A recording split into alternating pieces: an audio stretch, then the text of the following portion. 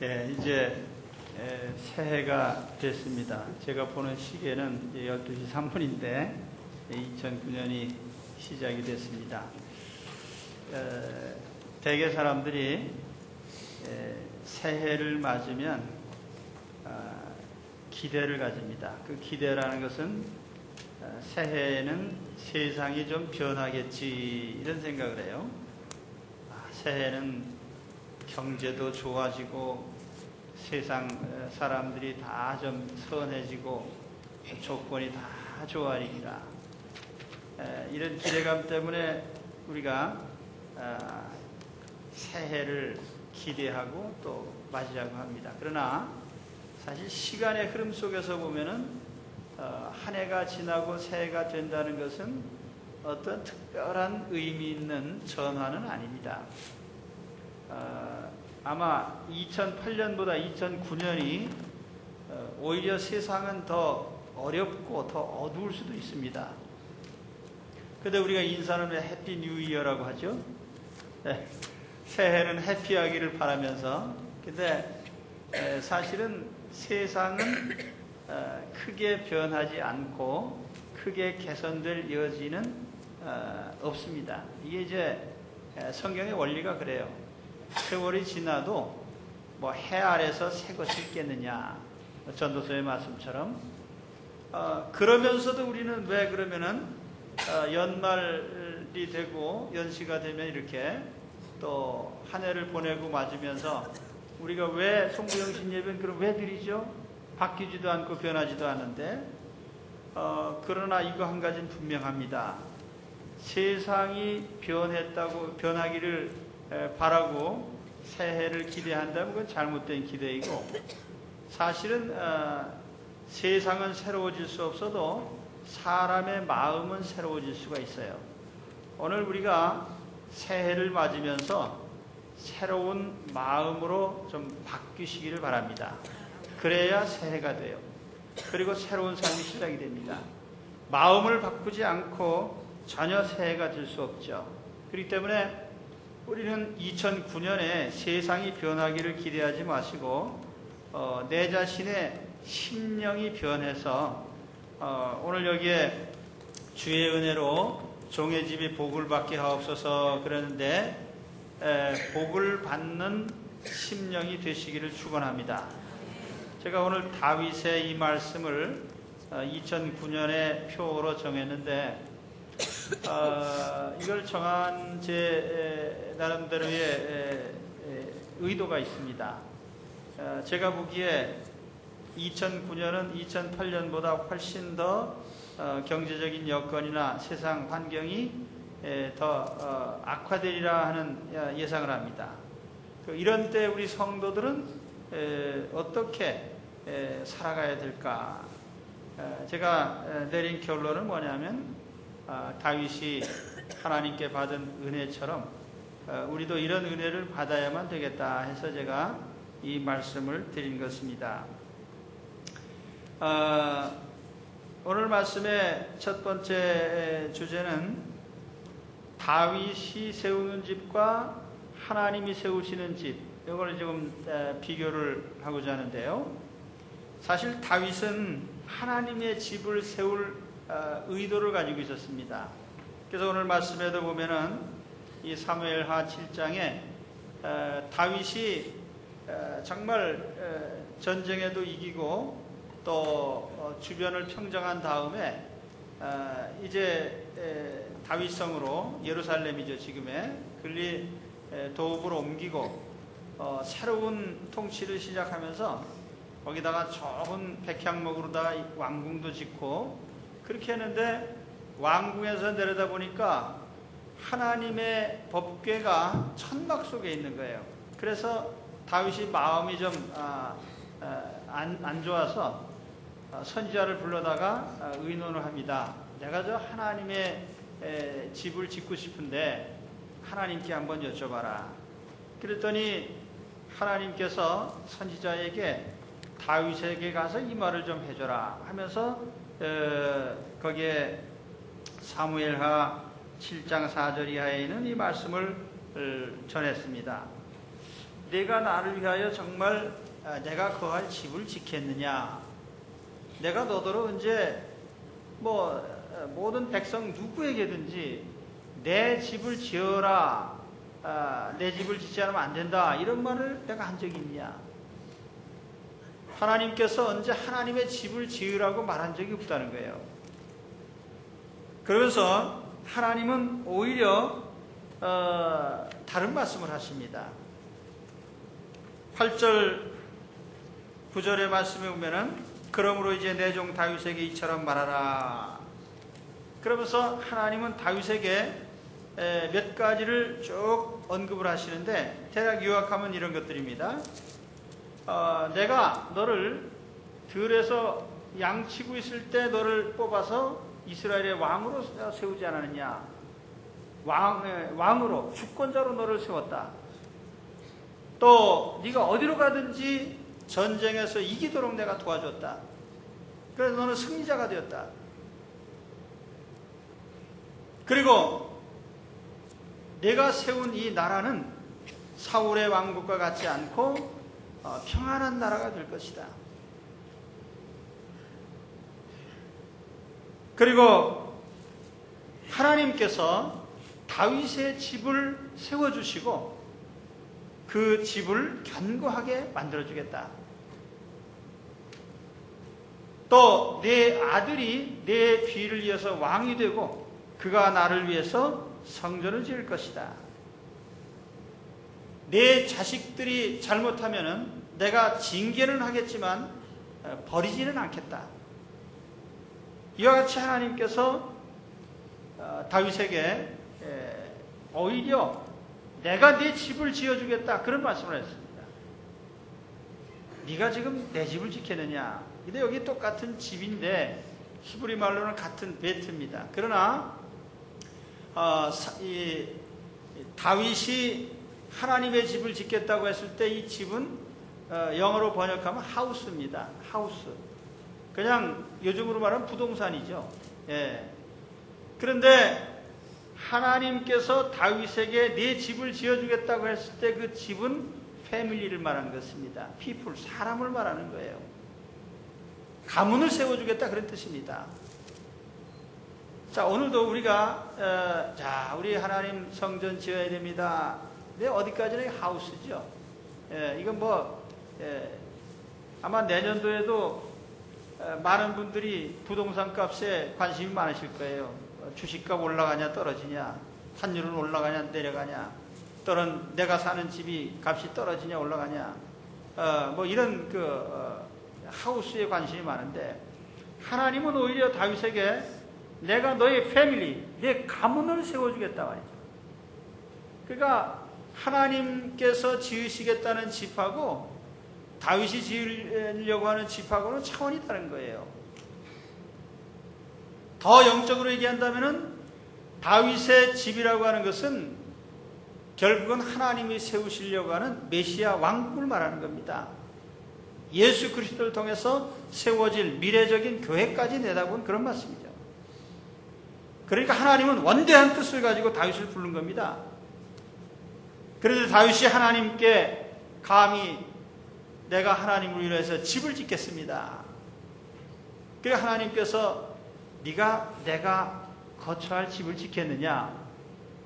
온 우주도 하나님의 거처가 될 수 없을 만큼 넓으신 분인데 인간이 지은 작은 집에 하나님 거기 계시겠습니까? 이게 하나님은 전혀 다른 각도에서 접근을 하신 겁니다.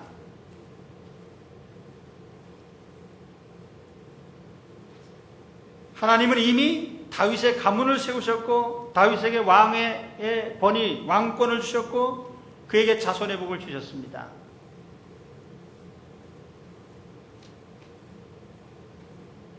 그래서 다윗이 하나님의 이런 말씀을 듣고 마음에 깊이 생각을 한 겁니다. 그래서 그가 이제 오늘 말씀 18절, 사무엘하 7장 18절에 보면은 나는 누구오며 내 집은 무엇이고 한데 나로 이에 이르게 하셨나이까.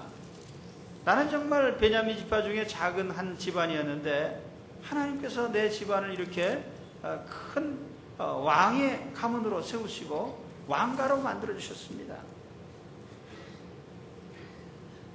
이미 주신 복도 큰데 앞으로 자녀들에 대해서나 가문에 대해서나 미래적인 왕국에 대해서나 왕권에 대해서나 모든 것을 하나님이 축복으로 약속하셨으니 얼마나 이것이 다윗에게는 크고 감격적인 일입니까? 그래서 다윗은 오로지 한 가지 말만 합니다. 하나님 말씀하신 것은 다 정말 옳으십니다. 그 말씀하신 것을 영원히 확실케 하옵시며 말씀하신 대로 행하시옵소서. 그래서 그 가운데 나온 마지막 말씀이 바로 이 사무엘하 7장 29절의 말씀이에요. 하나님이 그렇게 말씀하신 대로 종의 집이 복을 받게 하옵소서, 그런 뜻입니다. 이거는 뭐 지나가는 점쟁이가 복을 빌어서 복이 내린 그런 복이 아니에요. 복조리 산다고 오는 복이 아니고 하나님이 다윗에게 약속하셨기 때문에 약속대로 이루어달라고 하는 그런 복입니다. 하나님이 약속하신 복을 주시옵소서.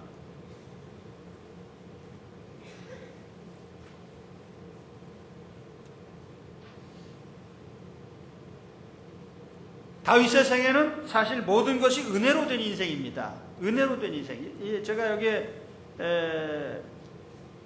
성경 귀절을 지금 이게 개정판으로 했나요?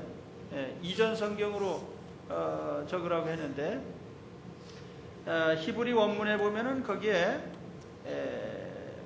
복이라고 하는, 복을 내리소서 할 때 그 복이라는 말, 바라크라고 하는 그 히브리 말인데 그 주의 은혜로라고 할 때 은혜로라는 말도 같은 바라크입니다. 같은 단어를 두 번 사용한 거예요.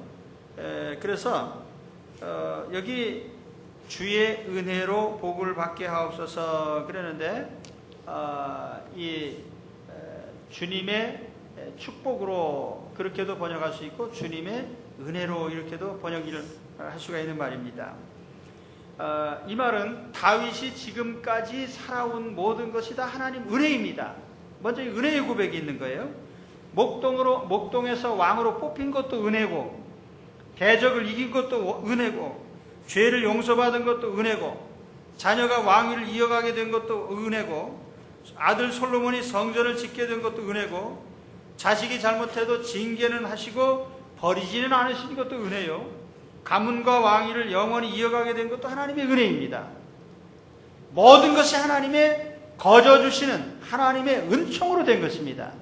이것은 다윗이 그러한 축복을 받으려고 무슨 연구를 하고 노력을 해서 얻은 게 아니에요. 하나님이 약속하시고 택하시고 하나님이 내려주신 하나님의 은총에 의해서 그렇게 된 겁니다. 그러니까 이제 다윗은 지금까지의 자기 인생을 돌이켜보니까 이게 다 내가 이룬 게 아니라 하나님 은혜로 되었더라, 그런 고백입니다. 여러분 2008년 어떻게 사셨습니까? 내가 살아온 모든 나의 생존이 세상 경제 여건이 좋아서 우리가 잘 산 겁니까? 아니면 내가 유능해서 잘 산 겁니까? 아직도 그는 신상 파악이 잘 안 된 사람들입니다. 세상 사람들은 그렇게 생각할 수 있겠죠. 그러나 적어도 하나님의 실체를 알고 하나님을 안다면 우리는 그런 말을 할 수가 없어요. 내가 지금까지 생명부지된 것이 하나님 은총이고, 생존하는 것이 하나님 은총이고, 양식을 얻은 것이 하나님 은총이고, 내가 이러한 나라에 사는 것도 하나님의 은총이고, 내 가정과 가문이 세워진 것도 은총이고, 자녀들이 다 지금까지 이렇게 잘 사는 것도 은총이고, 다 하나님의 은총입니다. 하나님의 은혜로 된 줄로 우리는 믿습니다. 은혜로 된 거예요. 사도 바울은 고린도전서 15장 10절에서 나의 나된 것은 하나님의 은혜로 된 것이다. 그래서 I am what I am, 나의 나된 것, aim이 호스 aim이라고 하는 나는 현재 내가 된 내 자신의 모든 것은 하나님의 은혜로 된 것이다. 결코 내가 목적하고 또 내가 어떤 것을 바라고 기대하고 노력했기 때문에 얻어진 인생이 아니라는 겁니다. 우리가 이 땅에 태어난 것이 하나님의 은총이듯이 내가 살아가는 모든 것이 하나님의 은혜로 된 겁니다. 그래서 그러면 왜 다윗이 이 말을 합니까?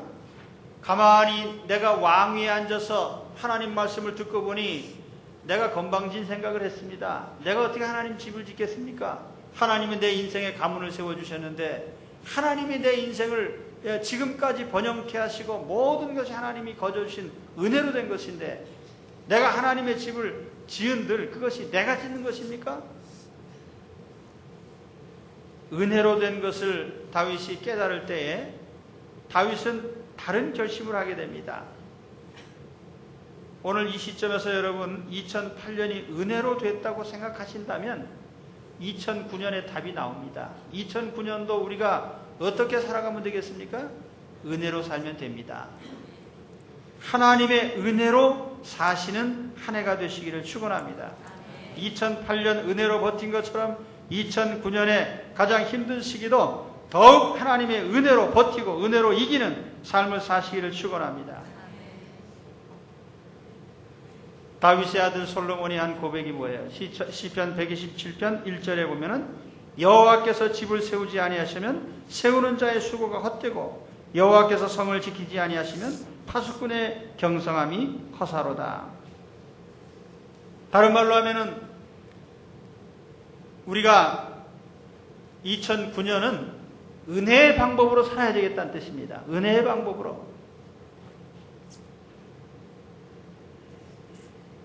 은혜의 방법이 뭡니까? 전적으로 하나님께 맡기고 하나님께 가까이 가고 우리 세상 요즘 사람들이 즐겨 쓰는 말로 하면 하나님께 올인하는 그런 삶입니다.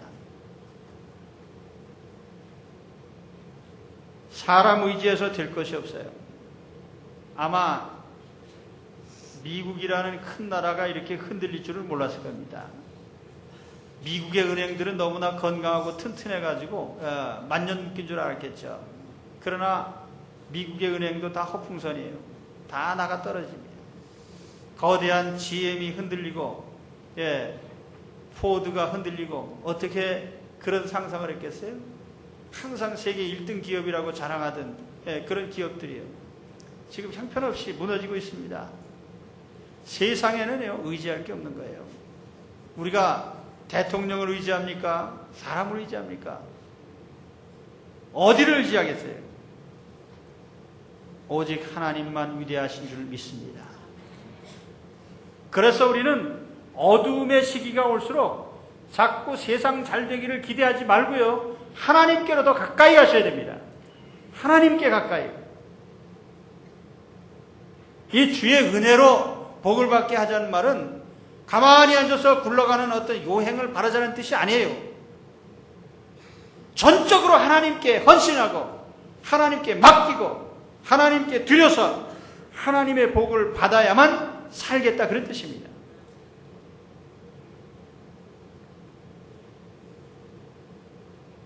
은혜로 사는 방법이 뭐예요? 사실 우리가 이 역대기를 읽어보면요, 역대기 22장 이후에 쭉 다윗이 무엇을 위해서 살았는지를 보여줍니다. 다윗은 왕이지만요 정치도 잘하고 머리도 좋은 사람인데 그런 정치를 잘하고 정치적 천재임에도 불구하고 정치를 위해서 산 사람 아니에요. 역대기 읽어보면은 그는 모든 왕위에 있는 전생애를 통해서 항상 하나님 집 짓는 일을 위해서 그냥 다 바쳤습니다. 제가 이걸 다 일일이 소개해 드릴 수는 없어요. 여러분 역대상 22장 이하의 말씀을 보시면은 다윗이 이런 말을 합니다. 내가 하나님의 전을 위해서 한없이 준비했다. 그러나 너는 더 준비해라. 그래서 다윗은 성전을 위해서 모든 필요한 물자들을 준비를 했습니다. 금도 준비하고 은도 준비하고 석수를 동원해 가지고 돌도 다 준비해 놓고 목재도 준비하고 거기에 또 일꾼들도 다 준비해 놓고 설계도까지 하나님께 받았어요. 기도하면서. 그리고 아들에게 부탁하고 백성들의 지도자에게 부탁하고 백성들을 직접 모아놓고 연설을 하면서 그런 부탁을 했습니다. 너희는 하나님의 집을 지어라.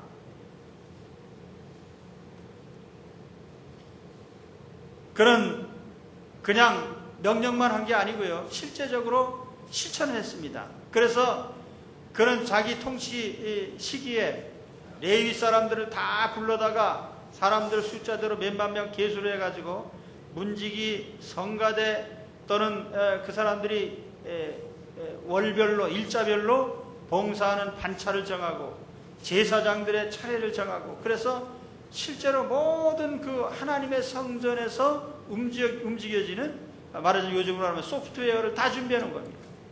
그러니까 실제로 하나님의 성전은 솔로몬이 지었지만은 실제로 거의 90% 이상은 다 다윗이 준비한 겁니다. 솔로몬은 그냥 시공자라는 이름만 붙이고 시공만 한 거예요. 모든 준비는 다윗이 했습니다. 다윗은요, 자기가 왕이기 때문에 정치하는 일에 관심 있는 게 아니고 오히려 그는 전적으로 내가 어떻게 하면은 하나님 중심으로 살아갈까? 그것이 주요 관심사예요. 그래서 성전을 짓는다는 것은 그건 겉으로 드러난 한 단면이고 실제로 중요한 것은 다윗의 마음이 하나님께 항상 가까이 가 있었던 것입니다. 바로 이런 삶을 살게 되시기를 축원합니다. 제가 내년도 실천사항을 쭉 여기다 적어놨는데 저거는 가려졌는데 좀 올릴 수 없나요? 저 실천사항은요 그냥 괜히 생각나는 대로 쓴 게 아니에요. 저게 우리가 은혜로 사는 방법을 실천에 옮기기 위해서 묵상하고 저도 생각해서 만든 겁니다. 우선 우리가 예배 생활을 잘해야 됩니다. 하나님께 가까이 가는 삶은요, 우리가 예배를 소홀히 하면서 하나님과 가까워질 수 없는 거죠. 교회의 제1의 목적이 하나님을 경배하기 위한 것입니다. 그렇기 때문에 우리는 교회가 정한 예배를 성실하게 드려야 돼요. 하나님 만나는 일은 여러분 여러 군데서 만나자는 약속이 올 때 어떻게 스케줄을 정합니까? 제일 중요한 것부터 정하죠. 하나님 만나는 게 제일 중요하다면 하나님 만나는 시간부터 우선적으로 선택을 하셔야 됩니다. 그래서 제가 정규예배에 참여하자는 게 그런 뜻이에요. 그리고 또 가정의 성전화, 가정도요 그저 먹고 소비하는 그런 집단이 아닙니다. 가정은 하나님을 섬기는 작은 교회예요. 그러니까 하나님을 가까이 한다면은 가정을 하나님의 작은 교회로 영적으로 만들어 가시기 바랍니다.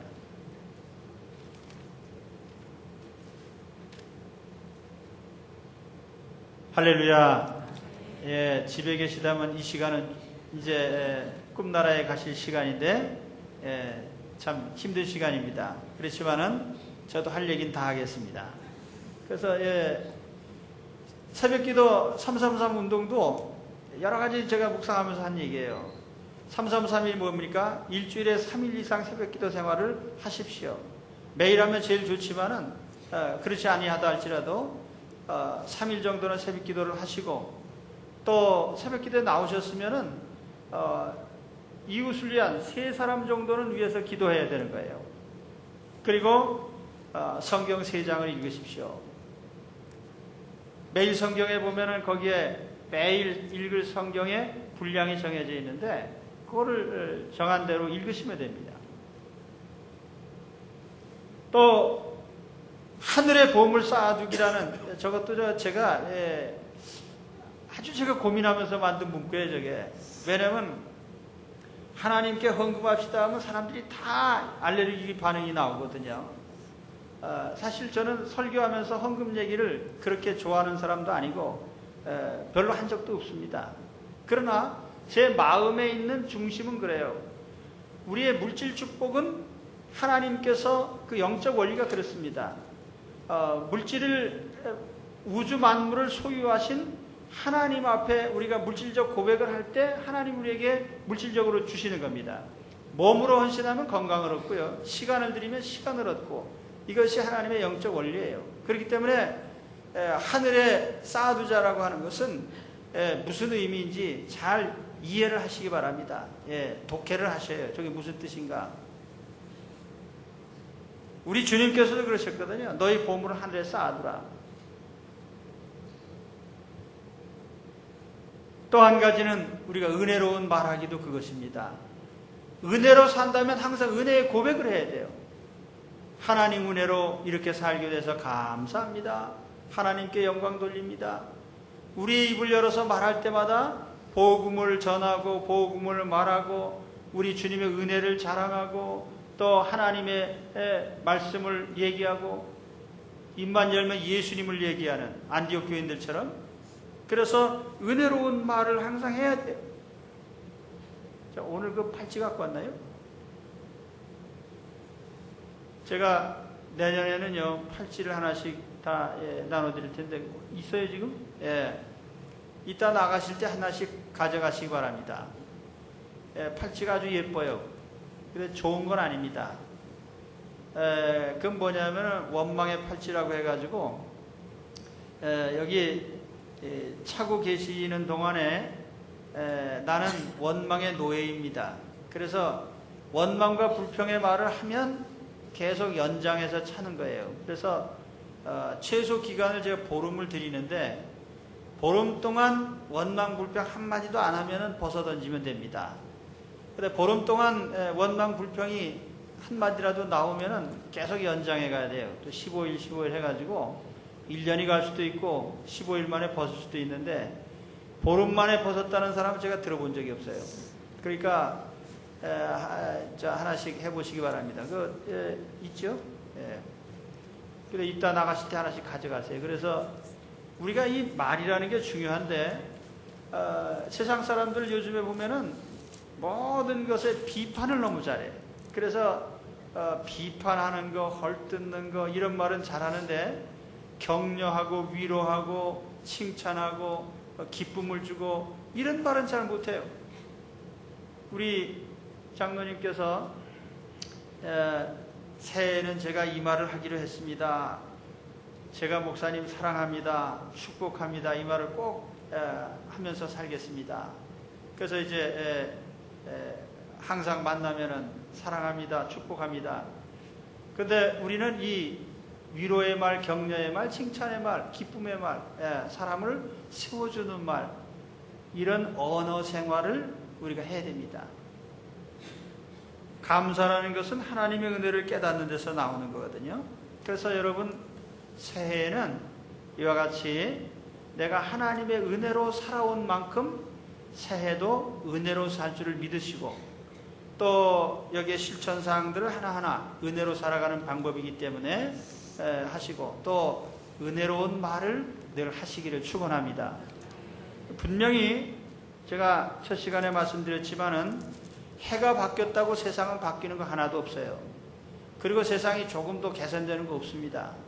중요한 것은 내 마음이 바뀌면 세상이 바뀌게 돼 있어요. 그러니까 세상 보는 눈도 바꾸고 생각을 바꿔서 오늘 우리가 이 세상은 하나님을 모르는 세상이기 때문에 뭐든지 인간적인 다툼과 분쟁과 어떻게 하든지 경쟁에 이기려고 하는 이런 마음으로 가득 찬 세상이에요. 그러나 우리는 하나님이 은혜로 우리를 지금까지 살게 하셨기 때문에 우리는 어려울수록 더욱 하나님 은혜를 입어서 우리는 세상을 이길 줄로 믿습니다.